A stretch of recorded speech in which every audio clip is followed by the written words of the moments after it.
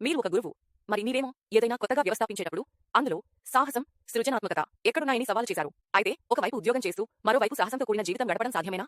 అది నాకు కూడా సంభవమేనా? అవును, సంభవమే.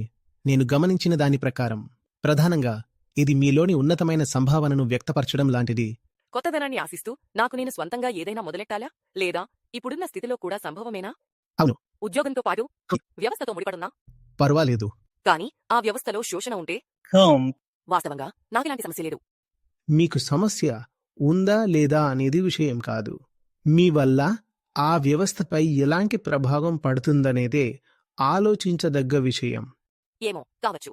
మనకు ఇంకా వివరంగా వెళ్లాల్సొస్తుంది. ఆ వ్యవస్థలో మనం వ్యక్తిగతంగా చిన్న చిన్న స్థాయిలో గొప్ప పనులు చేస్తున్నాం కావచ్చు. అవును, నిజమే. కాని పెద్ద యంత్రంలా పనిచేస్తున్న ఆ వ్యవస్థ మనల్ని ఒక పరికరంలా ఉపయోగించుకుని దాని ప్రయోజనాల కోసం వినియోగించుకుంటే అప్పుడు అది అసలైన సమస్య. కానీ ఒకవేళ ఆ వ్యవస్థ ఒక మంచి ఉద్దేశ్యం వైపు అడుగులు వేస్తుందనుకుందాం. అప్పుడు అయితే ఏం పర్వాలేదు. చిన్న చిన్న లోపాలున్నా పర్వాలేదా సార్? ఎందుకంటే ఈ ప్రశ్న గత 2 సంవత్సరాలుగా వేధిస్తుంది. ఆ లోపాలైతే ఉంటాయి. అవును. మంచి వ్యవస్థలో కూడా నీ పనిని నువ్వు ఉన్నతంగా చెయ్యాలి. అవును. పర్ఫెక్షన్ అనేది ఆలోచన మాత్రమే. ఒకవేళ పర్ఫెక్షనే వాస్తవమైతే ఆ వాస్తవం అస్థిరమైనది. ఈ అస్థిరమైన ప్రపంచంలో ఎక్కడైతే వ్యవస్థలు, ప్రజలు, మషిన్లు, ఇది, అది, ఇవన్నీ ఎప్పటికీ అపూర్ణంగానే ఉంటాయి. కాని మనస్సు ఎక్కడ ముడిపడి ఉందనేదే అసలైన ప్రశ్న.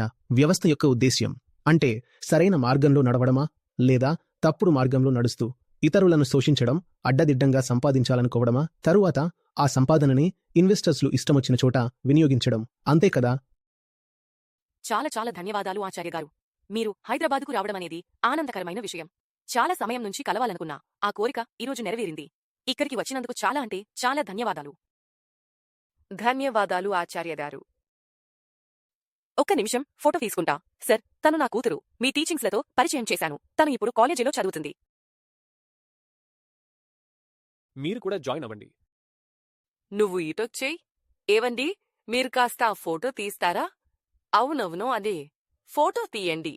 నువ్వు ఇటువైపు వచ్చేయ్. ఆగు, అటువైపు వెళ్ళు.